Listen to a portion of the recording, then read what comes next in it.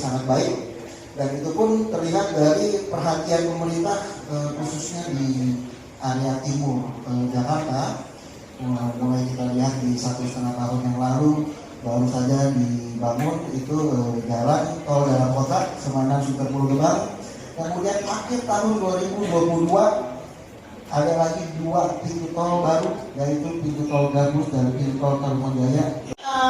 Di pertama kali ya, di tahun 2023, tapi tahun lalu dan sebelumnya juga paling tidak setahun 2 kali kita ketemu sama teman-teman media dan blogger di sini untuk saling bersilaturahmi dan juga ya berbagi sedikit cerita apa yang terjadi di Damai Putra Group selama ini. Tentang properti 2023 ya, kami melihat ada pergerakan positif terhadap perekonomian di Indonesia. Itu otomatis imbasnya salah satunya adalah sektor properti, di mana sektor properti ini perlahan-lahan namun pasti ini menunjukkan peningkatan yang luar biasa ya. Kalau kita bicara 2 tahun yang lalu sampai pemerintah memberikan insentif ya untuk membangkitkan, tapi sekarang sudah tidak ada dan itu berjalan dengan sendirinya.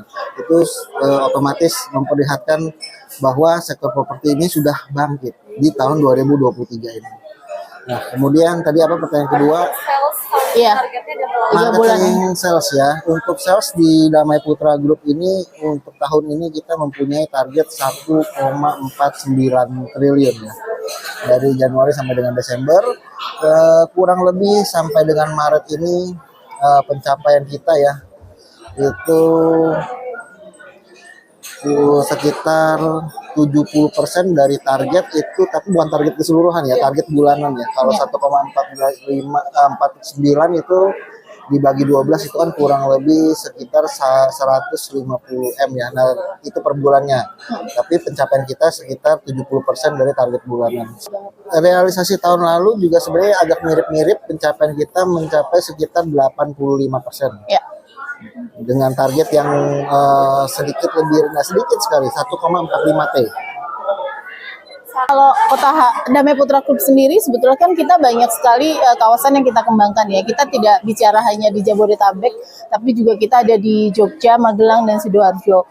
Nah, secara overall kalau kita bicara target segmen, sebetulnya ini juga salah satu kekuatannya Damai Putra Group secara umum adalah kita sebetulnya menyediakan banyak pilihan hunian dan juga investasi itu sebetulnya hampir ada di semua segmen. Karena memang kita tidak hanya menyediakan rumah tapak ya, tapi juga apartemen, kemudian juga perkantoran, pergudangan, area komersial dan lain sebagainya. Jadi memang pilihannya cukup banyak gitu. Bahkan juga di apartemen juga kita sekarang juga menyediakan untuk disewakan dan lain sebagainya. Jadi sebetulnya kekuatannya kita adalah kalau kita bicara segmen, kita hampir mengakomodir semua segmen. Tapi kalau kita melihat sektor properti sebetulnya kan kita bicara menengah ke atas ya, tapi kita tuh punya produk benar-benar mulai dari yang 400 jutaan gitu, bahkan mungkin sampai mega office ya, kita punya perkantoran itu ada di kurang lebih sekitar 8-9 miliar ya gitu. Jadi memang cukup banyak pilihan gitu yang kita punya, jadi memang tidak hanya sebagai hunian ya, tapi juga investasi pasti yang menguntungkan. Nah, terus kemudian juga tadi kita bicara target segmen, sebetulnya kalau dikatakan mulai dari 400 jutaan kita sudah bisa masuk sebetulnya segmen agak menengah, mungkin agak sedikit ke bawah ya. Jadi memang ada semua pilihannya. Kurang lebih seperti itu ya, sih. Jadi memang kita ingin menjangkau semua lini masyarakat. Makanya kita menyesuaikan dari segi produksi rumahnya. Mulai dari range 400 juta hingga sampai 8 miliar pun kita ada.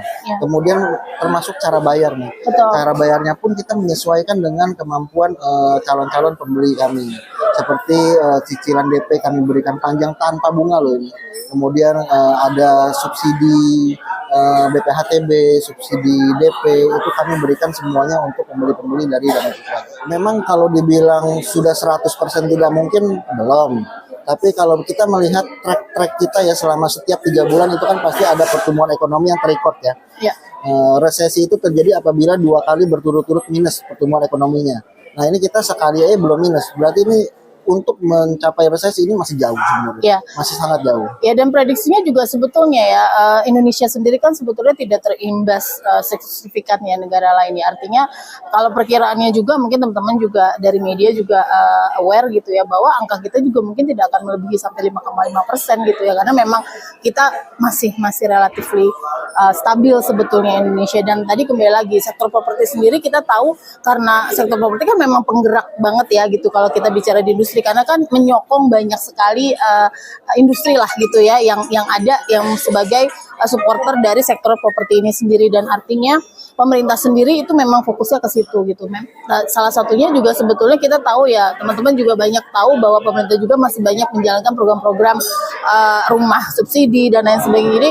Dan kedepannya juga pemerintah juga mengencourage perbankan dan juga pihak-pihak terkait yang berkaitan dengan financial support itu juga tetap terus membantu. Karena kalau kita ngelihat backlog properti di Indonesia sendiri sebetulnya masih banyak ya, 12 juta lebih gitu ya orang yang belum punya rumah gitu. Bayangkan sebetulnya demand-nya masih sangat tinggi. Nah, jadi kalau kami masih sangat optimis gitu bahwa sebetulnya kita bicara inflasi ini ya Pak gitu, itu nggak significantly sebetulnya berdampak. Memang mungkin ada pergerakan dari sisi suku bunga, tapi tadi yang seperti Pak Hadi sampaikan bahwa opsi-opsi pilihan cara bayar itu sangat banyak gitu yang kita juga bisa kerjasama. Dan kebetulan Damai Putra Group juga berkolaborasi dengan hampir semua bank gitu ya, dalam rangka untuk juga bagaimana dengan program-program yang berkaitan sama KPR maupun KPA.